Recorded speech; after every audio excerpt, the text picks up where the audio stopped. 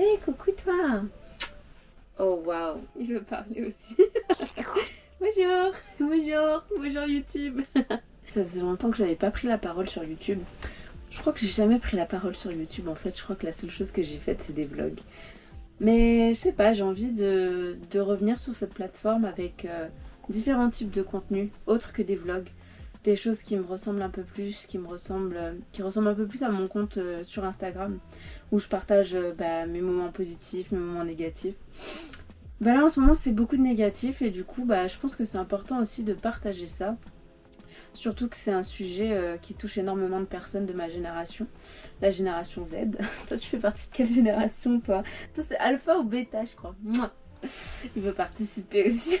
Vous imaginez déjà de quoi je vais parler du monde du travail et des nombreuses expériences professionnelles catastrophiques que j'ai pu avoir ces 6 dernières années.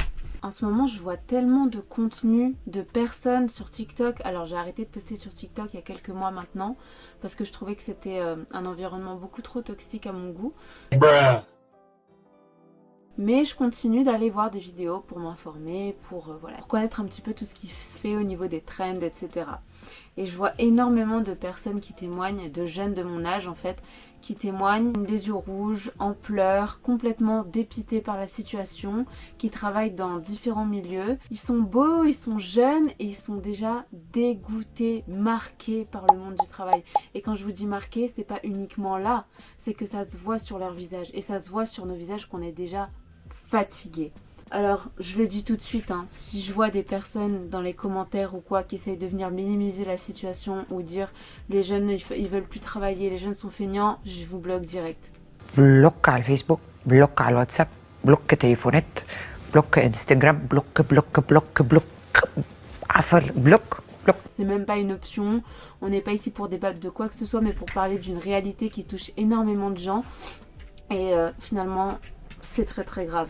Pour parler un petit peu de moi du coup, moi du coup j'ai fait des études dans la communication, production audiovisuelle au Canada. Quand j'étais petite, j'hésitais entre faire du journalisme ou travailler dans l'événementiel. Et en fait, il s'est avéré que en partant au Canada, j'ai voulu me tourner directement vers le journalisme. Et comme je savais que beaucoup de journalistes passaient par Sciences Po, je me suis inscrite à Sciences Po, à l'UQAM, à Montréal. Ça m'a déplu.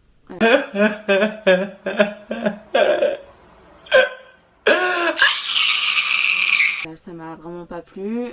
J'ai fini mon année et en fait dès que l'année s'est terminée, je me suis inscrite à un autre programme qui était du coup sur concours que j'ai passé. Et donc ce programme-là, c'était en fait un programme en production audiovisuelle. Alors j'ai adoré ce que j'ai fait, mais en fait disons que mon parcours a été un petit peu semé d'embûches, dans le sens où j'ai dû faire ma dernière année d'études en ligne à cause du Covid.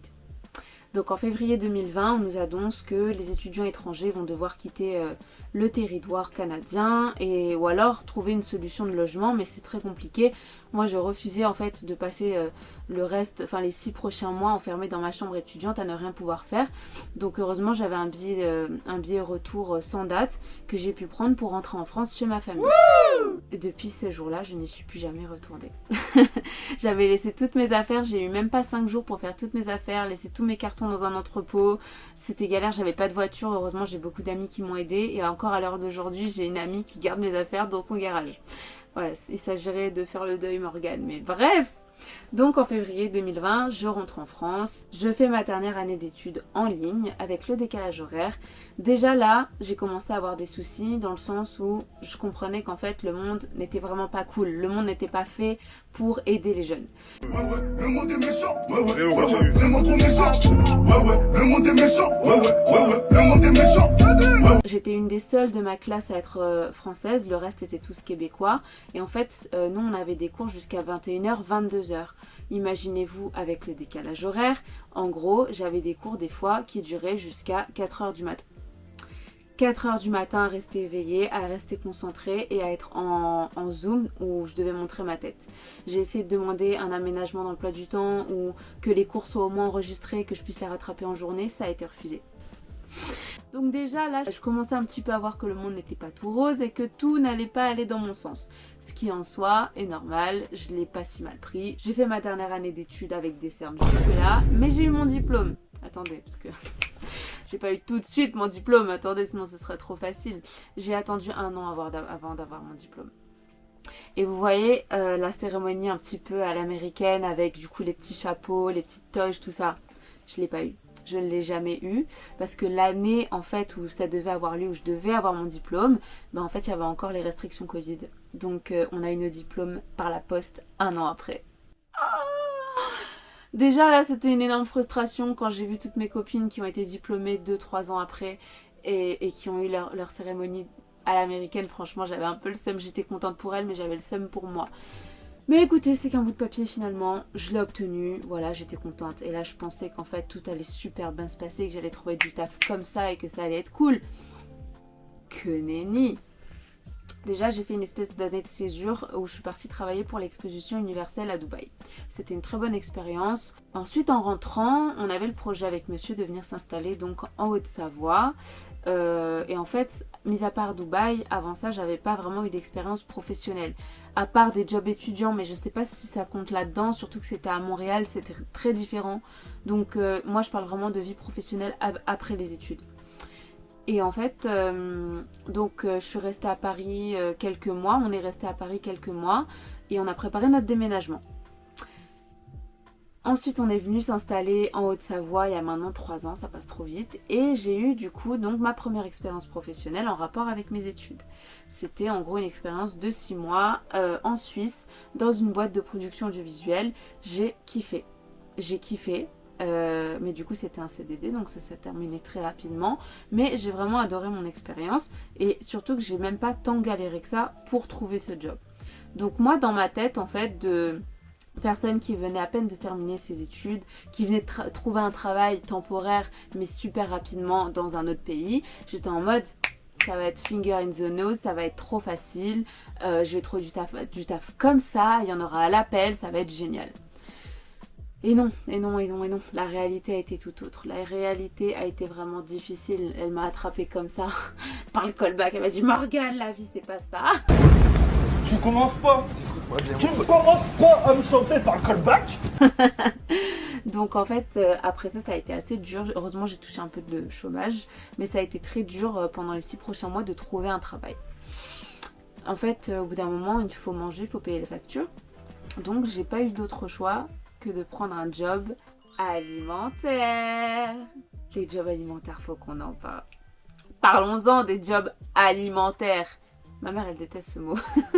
Elle a raison, mais moi je déteste les jobs alimentaires. Bref, donc j'ai décidé de trouver du travail et j'ai trouvé assez rapidement dans une animalerie, pas loin de chez moi. Je me suis dit, oh trop bien, je peux aller treffer avec mon chien, je vais travailler au contact de gens qui aiment les animaux. Bon, ça va être un petit peu physique parce que les paquets de croquettes à 20 kg, ça va 2 minutes. Mais anyways, donc j'ai postulé là-bas et au début, ça se passait assez bien. Je ne vais pas dire que ça se passait très bien, ce serait mentir, mais ça se passait assez bien, il n'y avait pas de soucis particuliers. Et en fait, comme dans toute entreprise, surtout quand c'est uniquement des femmes, je suis une girls hein, à fond. Mais le problème c'est qu'en fait les girls, elles sont pas girls avec moi la plupart du temps. Et c'est pas pour faire mon Calimero, hein, je pense qu'il y a d'autres filles qui se reconnaîtront dans ça. C'est que toi t'as beau être une girls, j'ai l'impression que ce truc de girls, c'est que sur les réseaux sociaux. Dans la vraie vie c'est hyper rare. Mais bon bref, passons. En fait il y avait plein d'histoires. Une personne en particulier qui foutait un peu le pins pour pas être vulgaire et qui a fait virer une des filles qui venait d'arriver en même temps que moi, avec qui je m'entendais assez bien et pour le coup qui a pas eu son mot à dire. Donc déjà moi quand il y a des trucs comme ça, quand on n'écoute qu'une version, ça c'est des choses qui m'énervent. Bref, une belle manipulatrice en fait jusqu'au jour où cette personne-là s'exprimait hyper mal, elle parlait avec une arrogance mais illimitée, c'était assez insupportable de travailler avec elle. Et le truc c'est qu'en fait elle jouait super bien la carte de la victime card. Ça vous connaissez la carte de la victime card, mais elle c'était la professionnelle de ça. Et en fait c'était impossible de faire entendre raison. Je vous rentre pas dans les détails encore une fois, j'ai vraiment juste besoin de m'exprimer sur toutes ces expériences éclatées que j'ai eues au fil du temps. Et en fait, la carte de la victime card a fini par se retourner contre moi. J'ai eu un contre Uno dans pleine face alors que je m'y attendais pas du tout et que pour le coup je kiffais assez ce que je faisais, même si ça n'avait rien à voir avec ma formation de base, mais j'aimais plutôt ce que je faisais. Et en fait, il s'est avéré qu'on a voulu me faire passer pour ce que je ne suis pas. On a voulu me faire passer pour une harceleuse, pour une fille qui foutait la pour une personne non professionnelle, qui incitait les autres au harcèlement. Tout simplement, je vais vous dire pourquoi, parce que je refusais de répondre, de parler à cette dame, à cette femme du coup, qui me parlait avec une arrogance infinie qui était méchante. En fait, au bout d'un moment, j'ai décidé de me protéger et d'arrêter de lui parler. Une fois, elle avait ramené des mousses au chocolat qu'elle avait faites maison pour fêter sa période d'essai, la fin de sa période d'essai. Et en fait, c'est le moment où la fille venait de se faire virer. Donc moi, je prenais ça un peu pour un affront dans le sens où on va pas fêter le départ de quelqu'un. Donc j'ai pas voulu manger son dessert. Qui va m'obliger à manger le dessert de qui que ce soit? Personne. Et en fait, il y a eu plein d'épisodes comme ça où juste j'ai pas voulu lui adresser la parole, j'allais pas au taf pour me faire des potes. Et le problème avec moi, c'est qu'en fait, je suis très gentille, je suis très calme, mais le jour où tu me fais péter les plombs, par contre là, tu vas pleurer en fait. Et c'est un peu ce qui s'est passé. Et du coup, moi en fait, j'ai éclaté en sanglots quand les responsables m'ont pris entre quatre yeux et m'ont dit que c'était moi le souci. En fait, j'ai refusé catégoriquement qu'on m'associe à ce genre de personnes, qu'on me fasse passer pour ce que je n'étais pas. Et en fait, j'ai tellement pas eu mon mot à dire, j'ai tellement pas pu m'exprimer comme je le voulais, elles ont tellement pas voulu me croire en fait, quand je leur expliquais que c'était pas du tout ça et que moi j'étais pas du tout une harceleuse, qu'en fait ça m'a fait tellement de mal qu'on puisse imaginer que je sois comme ça alors que pour le coup je ne l'étais pas. Et même les responsables m'aimaient bien, elles trouvaient que je faisais vraiment un bon travail, les autres collègues en fait aussi. Et en fait le truc c'est que tout le monde a retourné sa veste contre moi. Et en fait à ce moment-là j'ai eu une crise de panique, une crise d'angoisse. Et j'ai dit vous savez quoi, j'ai posé mon badge, j'ai enlevé ma veste, j'ai dit moi je me casse, vous me voyez plus. Et je suis partie. Comment vous dire que après ça, mes parents m'en ont beaucoup voulu, mon chéri il a pas trop compris. Et en fait, c'était juste avant Noël. Et en fait, c'est là que j'ai commencé un peu à tomber dans des espèces d'épisodes dépressifs. Parce qu'en fait, je comprenais pas pourquoi je trouvais pas de travail dans ma branche, pourquoi ça devait se passer mal au travail. Je me posais beaucoup de questions, je me remettais en question parce que je me disais on m'a accusé de choses qui sont fausses, mais pourquoi ces personnes-là se donnent tant de mal à faire ça? Donc je me demandais finalement est-ce que je suis une bonne personne? Enfin, j'ai commencé à ruminer. Jusqu'au jour en fait où en février, donc quelques mois après, j'ai retrouvé un travail alimentaire. Donc j'étais toujours pas guérie, mais disons qu'en fait il fallait que je paye mes factures, donc pas le choix. Donc j'ai retrouvé en fait un job dans une espèce d'une autre animalerie, mais qui vend des plantes, qui vend d'autres choses. Et en fait c'est à ce moment-là que j'ai réalisé à quel point j'étais tombée bas. Alors encore une fois, j'ai rien contre ces métiers-là, hein, mais je suis désolée, on nous pousse pas à faire des études dans ce pays pour finir à donner à manger aux poules. Non mais parce que là c'est très personnel ce que je vous raconte, mais c'est ce qui s'est passé. Je suis arrivée dans un endroit où je devais nettoyer la merde des oiseaux, le caca des oiseaux, pardon, je vais pas être vulgaire, je peux me faire ban. Je devais aller nettoyer les enclos des poules, donner à manger aux poules, nettoyer leurs déjections, m'en donner à manger aux poissons, nettoyer les algues, faire des trucs. En fait j'étais fermière littéralement. Enfin non pas que j'ai rien contre ces métiers là, mais encore une fois quand t'es là, tu fais 4 ans d'études, tu parles 4 langues, t'as vécu dans 3 pays différents, t'as une formation, tes parents t'ont payé une formation quand même onéreuse, tu t'attends un minimum à trouver un minimum de job. Et en fait le truc c'est que je trouvais pas, et comme il faut survivre, du coup faut bien trouver des jobs pour payer ses factures. Et je suis tombée dans un truc comme ça, et en fait ma dignité en a vraiment pris un coup. Encore une fois, je sais pas, c'est très honorable de faire ce métier, mais pas quand t'as un parcours comme ça universitaire où t'as choisi en fait de faire des études pour pas avoir ce genre de job justement. Et là en fait ça m'a tellement mis un coup, mais vous savez pas à quel point ça m'a fait du mal. Donc pendant quelques mois du coup j'ai fait ce travail. Et en fait je continue à postuler à côté. Jusqu'au jour, il y a beaucoup de jusqu'au jour, où j'ai trouvé un job de community manager dans un endroit en Suisse. C'était le bonheur, c'était un peu tout parfait sur le papier, tout ce dont je rêvais, même si c'était un mi-temps. J'étais super contente, j'étais ravie de pouvoir quitter le job de fermière. Et en fait, ça a été la même chose, ça a été un cercle vicieux. Et je pense que, en fait, j'ai pas bien posé les bases dès le départ.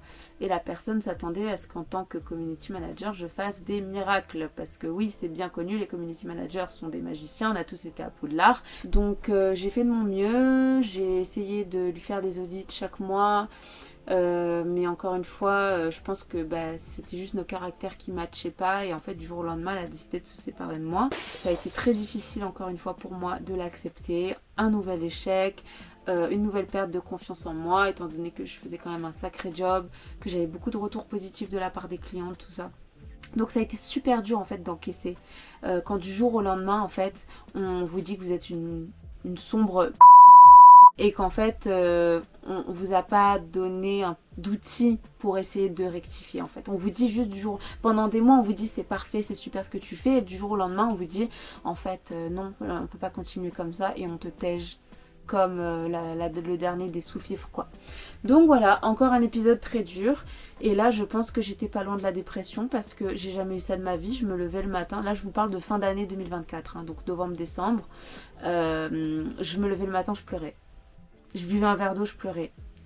Je regardais une pelote, je pleurais. Je pleurais pour un tout, pour un rien. Je savais même pas pourquoi. J'avais plus faim, j'avais plus envie de sortir, j'avais plus envie de m'habiller. J'étais dans une phase mais complètement lunaire. Et en fait, donc il y a les fêtes qui sont passées, tout ça, ça m'a un peu requinqué. Et en fait, j'ai un endroit où j'avais postulé il y a quelques mois pour participer en fait à un festival que ces personnes organisaient. Et finalement, on a eu un rendez-vous. Et elles m'ont pas prise, donc ils m'ont pas pris pour le festival, mais ils m'ont pris parce qu'en fait ils avaient besoin de quelqu'un pour faire leur communication parce qu'ils n'avaient pas le temps. Donc encore une fois, moi toute contente, j'accepte et tout, un petit peu sans vraiment poser de cadre et en acceptant tout et n'importe quoi.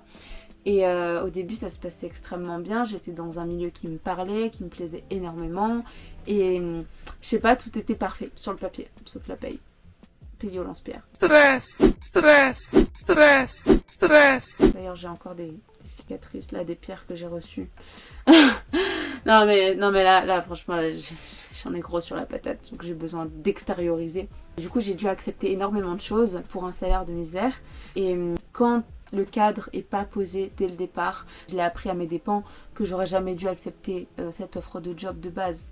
J'aurais jamais dû accepter, mais je l'ai fait parce que je me suis dit ça va me faire de l'expérience, c'est d'un domaine que j'apprécie, où je vais pouvoir rencontrer du monde, j'ai essayé de voir le côté positif.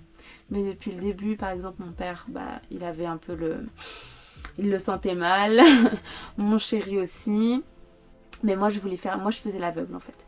Il y a énormément de choses que j'ai fait bénévolement, j'ai créé un site internet bénévolement, j'ai fait de la communication pour un événement bénévolement pendant des mois, du coup ça m'a fait perdre du temps pour moi, mon activité, pour ma micro-entreprise, j'ai rien pu faire. C'est très compliqué. C'est très compliqué parce qu'en fait encore une fois on est dans un climat de travail qui n'est pas stable. Un jour ça va, un jour ça va pas, un jour tu sens que tu fais un truc de ouf, un jour tu sens que t'es naze. Enfin c'est hyper dur pour le moral. Et en fait... Encore une fois, c'est hyper dur de travailler en équipe quand toi t'es sympa, que t'essaies d'arranger les autres et que les autres en fait, tu sais pas pourquoi ils t'aiment pas.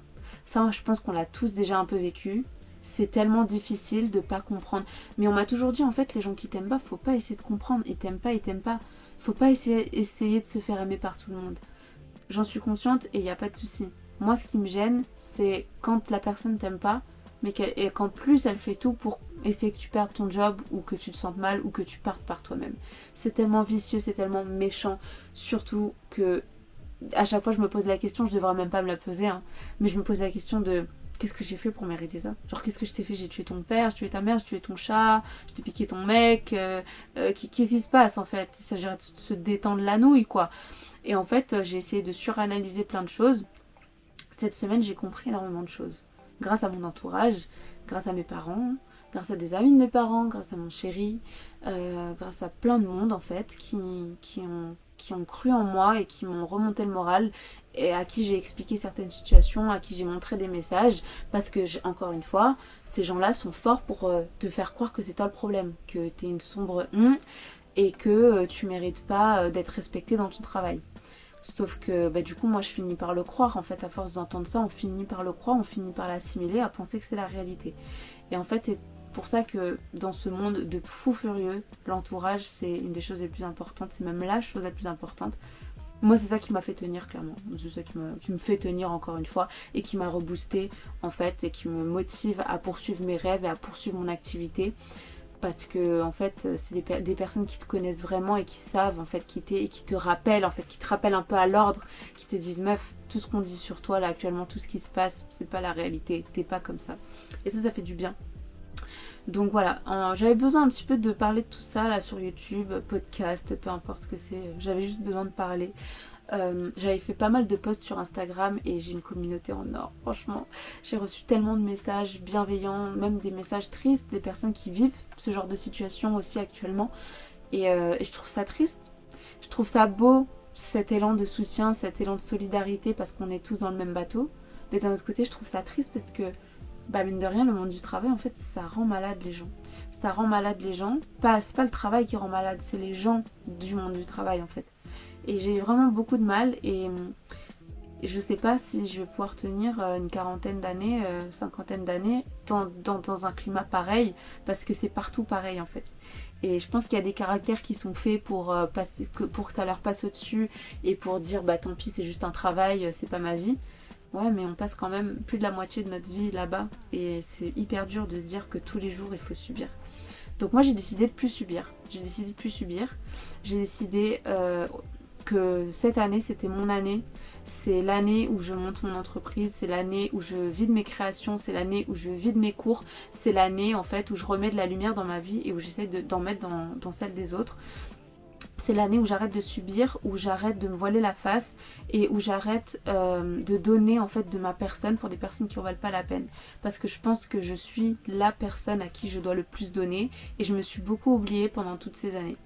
Alors je fais pas cette vidéo pour vous dire de vous lancer dans l'entrepreneuriat ou que sais-je, mais si je peux vous donner un conseil avec tout ce que j'ai vécu actuellement, c'est de toujours essayer de vous recentrer sur ce qui compte vraiment pour vous et ce qui vous rend vraiment heureux. Et éventuellement vous trouvez une passion, quelque chose dans lequel vous pourriez vraiment devenir excellent et qui pourrait éventuellement à terme devenir votre activité ou quelque chose comme ça. Parce que faire quelque chose qu'on aime, ça n'a jamais été aussi important et préserver sa santé mentale aussi. Je dis pas qu'être auto-entrepreneur c'est de tout repos, c'est hyper fatigant, c'est hyper stressant, mais j'aspire vraiment à pouvoir vivre de cette activité pour moi. Parce que je suis fan de ce que je fais, je suis fan de cette activité-là et aussi pour ma santé mentale en fait.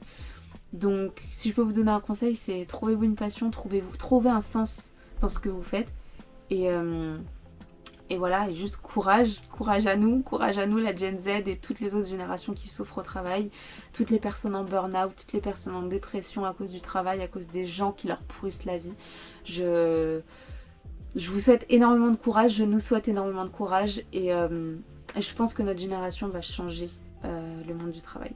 C'est en cours, on va y laisser des plumes certes, mais je pense qu'il y a plein de choses à éradiquer, il y a plein de choses à changer et il n'y a que nous pour le faire parce que les anciennes générations elles sont déjà assez bousillées comme ça parce qu'il leur est arrivé et nous on ne se laissera pas faire, ça c'est une certitude. Voilà. En tout cas j'espère que ce format vous aura plu, j'avais juste besoin de me confier donc il n'y aura pas vraiment de montage quoi. Mais si ça peut vous faire du bien je suis ravie et si vous avez envie qu'on en discute n'hésitez pas à venir me suivre du coup sur ma page Insta où je partage la plupart du temps des good vibes avec mon chien, la montagne, tout ça ou alors sur ma page crochet du coup si vous voulez apprendre le crochet, que vous êtes dans le Chablais, en Haute-Savoie, vous pouvez me contacter. Et moi je suis toujours open pour discuter de choses comme ça, pour échanger. Je sais que ça fait du bien de parler à des personnes extérieures aussi des fois, donc voilà, n'hésitez pas. En tout cas on se retrouve bientôt pour d'autres vidéos, peut-être un petit peu moins sérieuses, mais je pense que je vais faire de plus en plus de vidéos comme ça, style podcast, parce que ça me fait beaucoup de bien. Et je pense que ça peut vous faire du bien aussi.